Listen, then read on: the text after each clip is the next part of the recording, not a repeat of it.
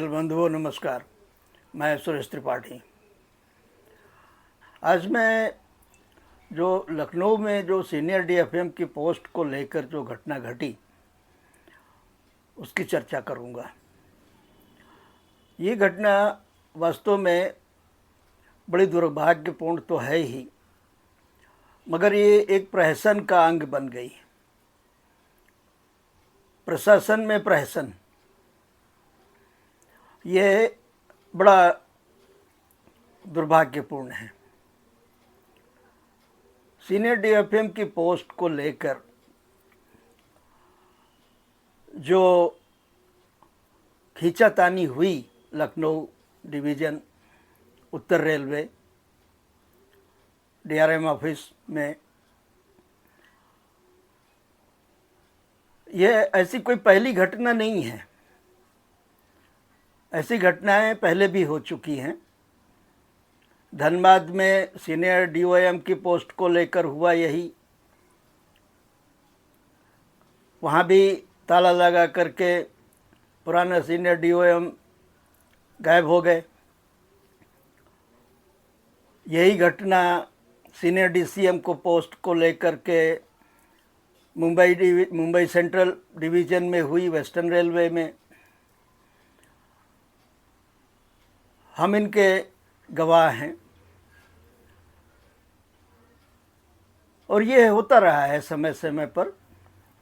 जहाँ लालच, जहाँ प्रभुत्व की बात आ जाए, अहंकार, वहाँ पर यही होता है। और धन का लेन देन तो इसका प्रमुख हिस्सा है ही। ये कोई छिपी हुई बात नहीं है। तो लखनऊ डिवीज़न उत्तर रेलवे में जो हुआ वो इसी तरह से कुछ हुआ। जैसी जानकारी आई है, जो मैंने इस बारे में आर्टिकल भी लिखा, उसका लिंक हम डिस्क्रिप्शन में डाल देंगे, आप देख सकते हैं। ज़्यादातर लोगों ने देख लिया है और उससे बहुत सारी चीज़ें और अपडेट हुई हैं।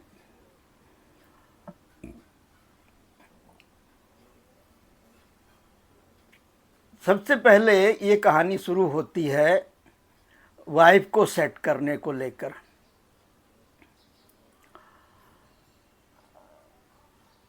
रतलाम से सीनियर डीएफएम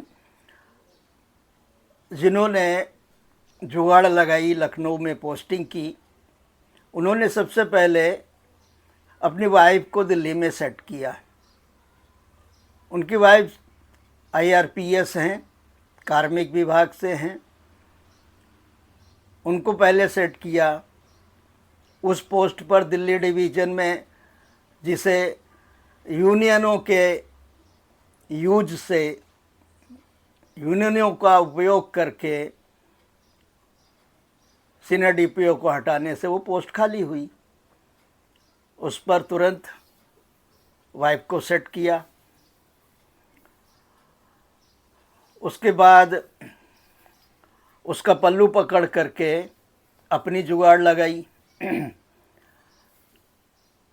मगर ये स्पाउस ग्राउंड पर उनकी पोस्टिंग नहीं है, ना उनके पोस्टिंग ऑर्डर में ऐसा लिखा गया है। उनके पोस्टिंग ऑर्डर में ऑन रिक्वेस्ट ट्रांसफ़र ही लिखा है।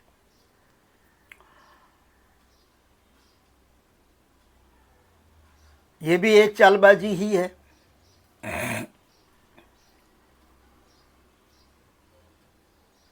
तो इनका जो सीनियर डीएफएम रतलाम थे, इन महाशय का नार्दर्न रेलवे में ट्रांसफ़र जून में हो गया, शायद 18-19 जून। ऑर्डर है, हम लगाएंगे। और तब से ऑर्डर निकलने के तुरंत बाद ऐसा बताया गया कि 2-3 दिन में अंदर दिल्ली पहुँचे, तत्कालीन पीएफए को मिले और सीधा बोला उनको कि हमें लखनऊ में ही पोस्टिंग चाहिए बतौर सीनियर डीएफएम। अब जो तत्कालीन पीएफए रही बड़े असमंजस में पड़ गई, क्योंकि अभी लखनऊ सीनियर डीएफएम का टेनर पूरा नहीं हुआ था। देखते हैं करके फिलहाल उन्होंने टाल दिया, और ऐसा टाला कि अपने रिटायरमेंट तक टाल दिया। उनको लखनऊ में पोस्टिंग करने की हिम्मत नहीं कर पाई। उनके रिटायरमेंट के कुछ दिन पहले जिन महाशय का बतौर PFA northern railway posting order हुआ, ये रतलाम सीनियर डीएफएम जो थे, बताया गया कि अगले दिन उनको मिलने पहुंच गए मुंबई में, और वहाँ से सेटिंग हो गई उनकी। वर्तमान पीएफए ने ज्वाइन करने के शायद उसी दिन या अगले दिन ऑर्डर इनका निकाल दिया। इन्होंने तुरंत रतलाम से दिल्ली हेडक्वार्टर रिपोर्ट किया और उसी दिन लखनऊ पहुंच गए। मगर उस ऑर्डर का जो होना था वो हुआ। अब उसकी खबर तो छिपी नहीं थी। ऑर्डर निकला तो सब जगह सर्कुलेट हुआ। सीनियर डीएफएम लखनऊ को भी मिला।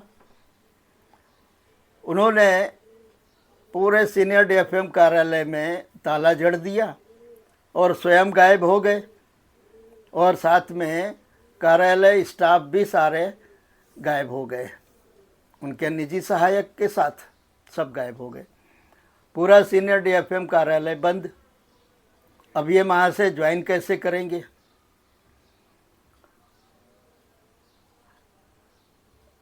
पूरे मंडल कार्यालय में हंसी का माहौल बन गया। यह तरीका प्रशासन कैसे चलाएगा? इस तरीके से प्रशासन कैसे चलेगा? जिस प्रशासन का मखौल उड़ गया, अधिकारी आपस में ही लड़ रहे हैं, और ये लड़वाने वाले कौन हैं? ऊपर बैठे पीएफए जैसे अधिकारी।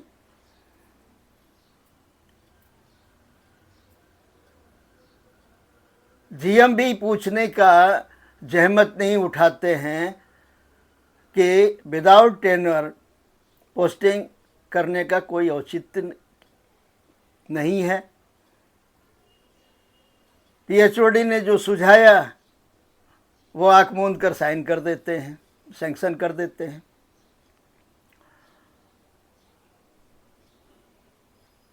जो चीज़ें चर्चा में हैं और जो चीज़ें प्रत्यक्ष हुई हैं वो बड़ी गंभीर हैं। इस पोस्ट को लेकर जो चर्चा है, जो तथ्य सामने आए, वो कोई इस पोस्ट से अकेले नहीं आए हैं, पिछली 3 पोस्टों से लेकर आए हैं। और वो ये है कि ये पोस्टिंग मंथली इंस्टॉलमेंट पर होने लगी। यानी जो ज़्यादा देगा मंथली इंस्टॉलमेंट ईएमआई, उसकी पोस्टिंग हो जाएगी, भले ही पुराने वाले का टेन्योर पूरा हुआ हो या ना हुआ हो। और as per guideline railway board कि 3 साल तक अधिकारी और 5 साल तक कर्मचारी का टेन्योर है, और जब तक कोई अपरिहार्य कारण ना पैदा हो तब तक इस कार्यकाल में कोई हस्तक्षेप ना किया जाए, ये भी कहा गया है गाइडलाइन में। मगर एक पीएफए ही नहीं, कोई पीएचओडी इसका पालन नहीं करता। 3 साल शायद ही rarest of rare branch officer का कार्यकाल पूरा हो पाता होगा। तो जब ये स्थिति है कि ईएमआई पर पोस्टिंग हो ब्रांच ऑफिसर की, तो वो क्या करेगा? हम बार बार ये कहते हैं कि करप्शन वो खुद नहीं करता है, उसको करप्ट बनाया जाता है करप्शन करने के लिए। और वो करवाने वाले कौन हैं? ऊपर बैठे अधिकारी, जो इस मामले में एक्सपर्ट हो जाते हैं अपने अनुभव के चलते। कैसे एक्सप्लॉइट करना है नीचे वाले को, ये वो बखूबी जानते हैं।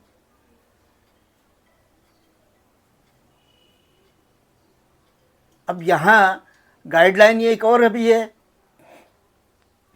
खास तौर पर अकाउंट्स डिपार्टमेंट या आईआरएस ऑफिसर्स के लिए, कि उसको जितनी भी फील्ड पोस्टें हैं हेडक्वार्टर से लेकर, उन सब में रोटेट किया जाना चाहिए। ये खास तौर पर अकाउंट्स डिपार्टमेंट के लिए, अकाउंट्स ऑफिसर्स के लिए ये पॉलिसी है, पॉलिसी गाइडलाइन है बोर्ड की। मगर तथ्य ये है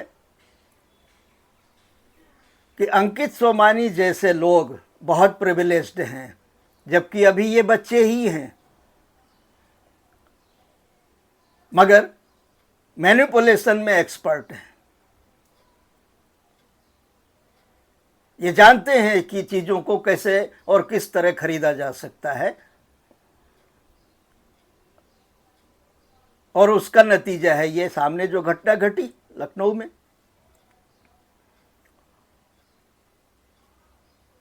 अंकित सोमानी का पोस्टिंग अभी तक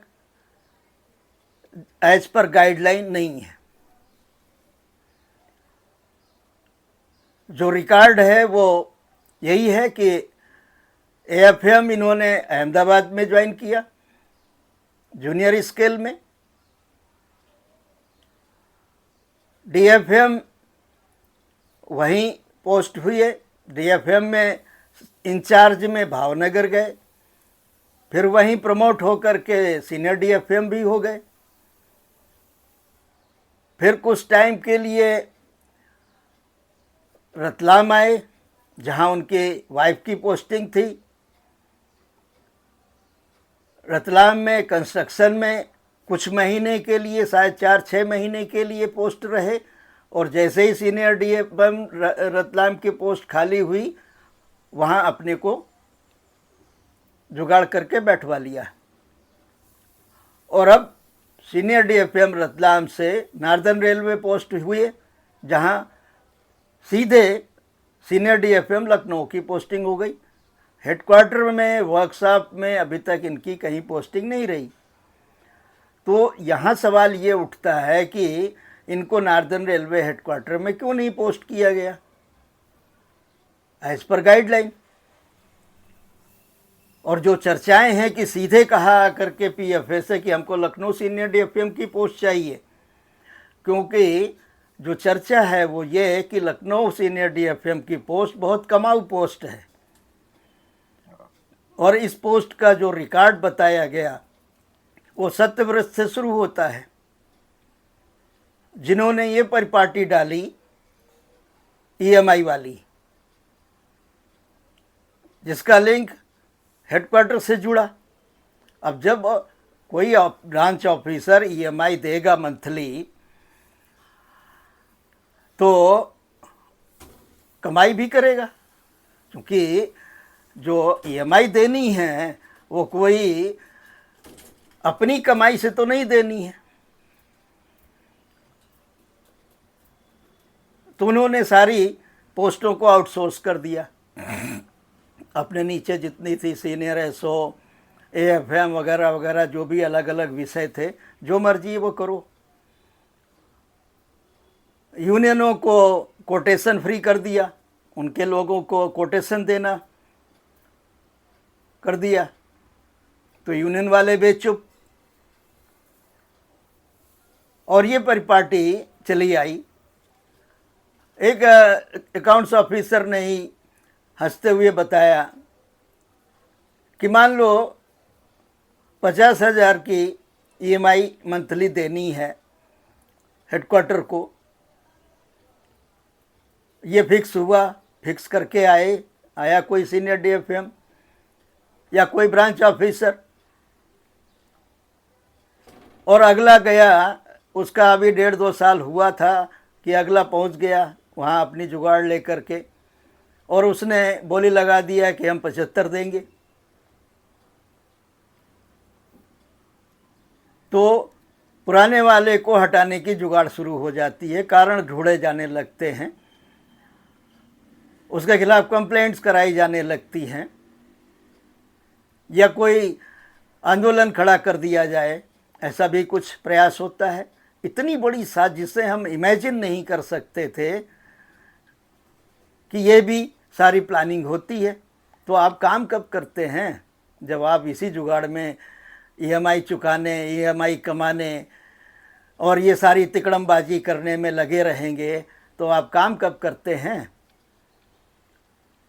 दूसरा आया, उसने भी यही किया। ये जो पुराने वाले थे उन्होंने भी वही परिपाटी चालू रखी थी। वो तो सीधे कह दिए कि भाई हमारे पास हमारे लेवल का कोई फाइल है, साइन करना है तो आना चाहिए, नहीं हमारे पास कोई फाइल नहीं आना चाहिए, तुम्हें क्या करना है, कैसे करना है तुम करो, मगर हमको महीने में इतना चाहिए, और निश्चिंत हो गए। ये सीधे, अभी आज ही सुबह एक ऑफिसर की टिप्पणी देखी मैंने, उसका साफ कहना है कि कोई पॉलिसी गाइडलाइन अंकित सोमानी जैसे अफसरों के लिए मायने नहीं रखती, और ये बात काफ़ी हद तक सही है। ऐसी स्थिति में सिस्टम कहाँ जा रहा है? ब्रांच अफसरों के ऊपर पीएचओडी चढ़ा रहता है राशन पानी लेकर के। क्यों भाई? उसको काम करने दो। आपका क्या हित आड़े आ रहा है जो उसके काम में आप हस्तक्षेप कर रहे हैं? टारगेट की बात है, टारगेट की बात करिए। ऑफिशियल प्रोसीजर की बात है, वो करिए। अनावश्यक चढ़ाई क्यों? क्योंकि आपके पास भी काम नहीं है, आप भी काम नहीं कर रहे हैं, आप भी उसी तिकड़मबाजी में लगे हुए हैं, जुगाड़ में, कि कहाँ से कैसे किसकी गर्दन पकड़ के कुछ कमाई हो जाए। ये जो प्रवृत्ति है सिस्टम के लिए बहुत घातक है। केवल सिस्टम के लिए नहीं, समाज के लिए भी बहुत घातक है, और व्यक्ति विशेष के लिए तो है ही। आज वो स्वार्थ में, लालच में, अपना हित साधन करने में एकदम आँख मुंह नाक बंद करके जुटा हुआ है। वो आगे की नहीं सोच रहा है कि इसका भुगतान किसी न किसी रूप में यहीं करना है, कुछ साथ लेके नहीं जाना है। आप अपने लालच में, अपने स्वार्थ में, अपने हित साधन में इतने गहरे तक डूब गए हैं, गड़ गए हैं कि आपको किसी चीज़ की चिंता नहीं है, ना अपने भविष्य की, ना अपने पूर्बिल की, और ना समाज की, ना सिस्टम की। तो इस बर्बादी का कारण बाकी लोगों के ऊपर जो प्रभाव पड़ेगा तो पड़ेगा ही, वो तो आपके ऊपर भी सबसे पहले पड़ने वाला है। ये पहले आपको विचार कर लेना चाहिए। और बाकी ऊपर जो हो रहा है कॉन्ट्रैक्ट सिस्टम में, कॉन्ट्रैक्ट सीआरबी के द्वारा, एक्सटेंडेड कॉन्ट्रैक्ट सीआरबी के द्वारा, उसका परिणाम ये नीचे दिख रहा है। जो काबिल अधिकारी है, जो योग्य अधिकारी है, क्वालिफाइड अधिकारी है, उसको इस सरकार ने, मंत्री ने इग्नोर किया हुआ है। और नालायकों, निकम्मों, अकर्मण्यों, करप्ट लोगों को प्रश्रय मिली हुई है। ऐसे में सिस्टम की बर्बादी का मुख्य कारण ये अनदेखी है। जब तक ये नहीं होगा, ऊपर नहीं सुधरेगा जब तक, मेरा कहने का तात्पर्य ये है। कि जब तक ऊपर नहीं सुधरेगा तब तक नीचे कुछ भी मैसेज नहीं जाएगा। नीचे वाला ऊपर देखकर चलता है। और करप्शन की पानी की जैसी परिभाषा है। जैसे पानी ऊपर से नीचे की तरफ बहता है, वैसे करप्शन भी ऊपर से शुरू होता है, नीचे से नहीं। तो करप्शन सीआरबी से शुरू होकर के नीचे लेवल तक जाता है। तो करप्शन को कंट्रोल करने की अगर ज़रूरत है तो वो सीआरबी लेवल पर करने की ज़रूरत है, पॉलिटिकल लेवल पर करने की ज़रूरत है, ना कि सिस्टम के सबसे निचले पायदान पर। तो ये सब हम सबको विचार करना चाहिए। हम सब इस सिस्टम का अंग हैं, हमारा सबका इसमें योगदान है, होना चाहिए। मगर सबकी भलाई को ध्यान में रख करके, निजी हित केवल रहेगा तो सिस्टम कभी नहीं सुधरेगा। हम सब सिस्टम के लिए काम कर रहे हैं, यह सबसे सर्वोपरि होना चाहिए। धन्यवाद। आप सबसे निवेदन है कि चैनल को सब्सक्राइब करें और वीडियो को ज़्यादा से ज़्यादा शेयर करें। धन्यवाद।